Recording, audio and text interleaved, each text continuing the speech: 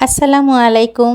দূরে কাছে দেশে বিদেশে যে যেখান থেকে আমার ভিডিওটি দেখছেন আপনাদের সকলকে জানাচ্ছি আন্তরিক শুভেচ্ছা ও ভালোবাসা। আশা করি সবার দিনগুলো খুব সুন্দর কাটছে। আজ অনেক দিন পর আবার একটি নতুন ভিডিও নিয়ে আসলাম। মাঝখানে ভিডিও করা থেকে নিজেকে বিরত রেখেছিলাম, কিন্তু আপনাদের মায়ায় ভিডিও না করে থাকতে পারলাম না। তো আজকে আমার ছোট্ট একটি ভিডিওতে আমার সঙ্গে আপনারা থাকবেন সেই আশায় আমার নতুন ভিডিওটি শুরু করছি।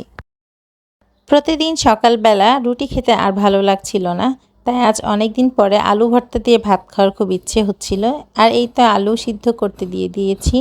তো আলুগুলো সিদ্ধ হয়ে গেছে, এখন আলুগুলোকে ভর্তা করে নেব। আলু ভর্তা দিয়ে ভাত খেতে আমার অনেক বেশি ভালো লাগে, কিন্তু এটা আসলে প্রতিদিন খেতে পারি না, খুব গ্যাস্ট্রিকের সমস্যা হয়। এজন্য আজ অনেক দিন পরে সকালবেলা আলু ভর্তা দিয়ে ভাত খাবো। আর গতকাল শুক্রবার ছিল, তাই গরুর মাংস রান্না করেছিলাম, সেটাও বেঁচে গিয়েছে। তো ভাবলাম সকালবেলা আলু ভর্তার সাথে গরুর মাংসটাও নিয়ে নিই। আর এই ছিল আমার আজকে সকালের নাস্তা।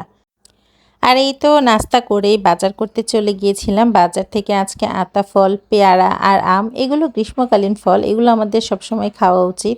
এগুলো খুবই পুষ্টিকর ফল। আর এই তো ইলিশ মাছ নিয়ে এসেছি, আজকে ইলিশ মাছ ভাজা হবে।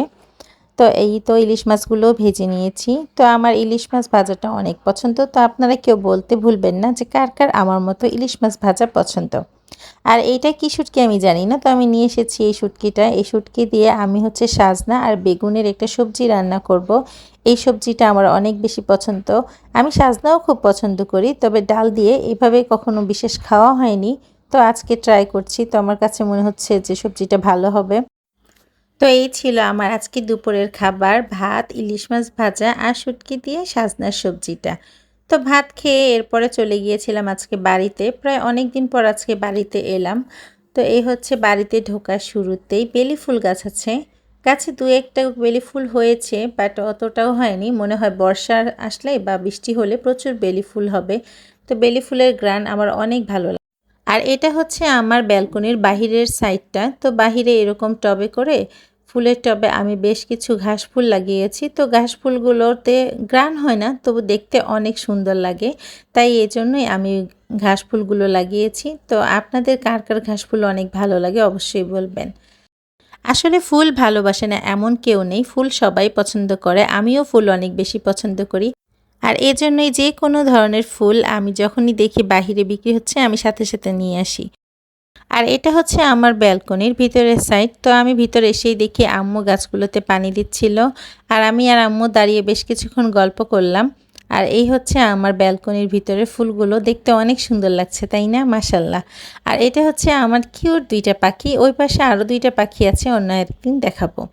আর এই আমার আব্বু। আব্বু ফ্রেমে কারচুপি কাজ করে, এটা হয়তো অনেকেই চিনেন। আর এই তো বাড়িতে এসেছি, আর এমন সুন্দর একটা ওয়েদার, চা না খেলে কি হয়, এসে চা বসিয়ে দিয়েছিলাম। তো চা খাচ্ছি আর আপনাদেরকে ভিউটা দেখাচ্ছি। আসলে পরিবেশ আর প্রকৃতি এই দুটোই মন ভালো করার একটা চাবিকাঠি। আমি যখনই এত এত সুন্দর পরিবেশ দেখি আমার মন আসলে এমনি এমনি ভালো হয়ে যায়। আর এই দেখেন, আপনারাও দেখেন, আসলে পরিবেশটা খুব সুন্দর, তাই না? আর ওই তো দূরে একটা মসজিদ দেখা যাচ্ছে। তো চলেন আপনাদের এক নজরে আমার ছাদটা দেখাই। ছাদে তেমন কোনো গাছ নেই, তবে টুকটাক কিছু ছাদে গাছ আছে, সেগুলো আপনাদেরকে অল্প দেখাবো। যেহেতু আমি খুব বেশিক্ষণ থাকবো না, চলে যাব।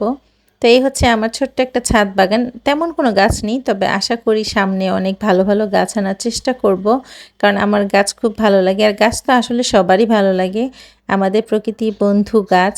তো এই তো এইগুলো করতে করতে বাড়িতে চলে এলাম। আসার পথে মেয়েরা বলেছিল আজকে ভেলপুরি খাবে, তো আসার সময় নিয়ে এলাম ভেলপুরি।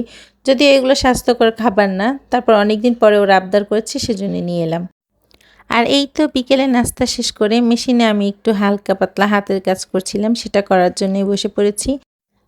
আর এই জিনিসটা আমি আপনাদের সাথে সম্পূর্ণ কমপ্লিট করার পর অবশ্যই দেখাবো, আর কিভাবে তো করেছি সেটাও আপনাদের সাথে অবশ্যই শেয়ার করব।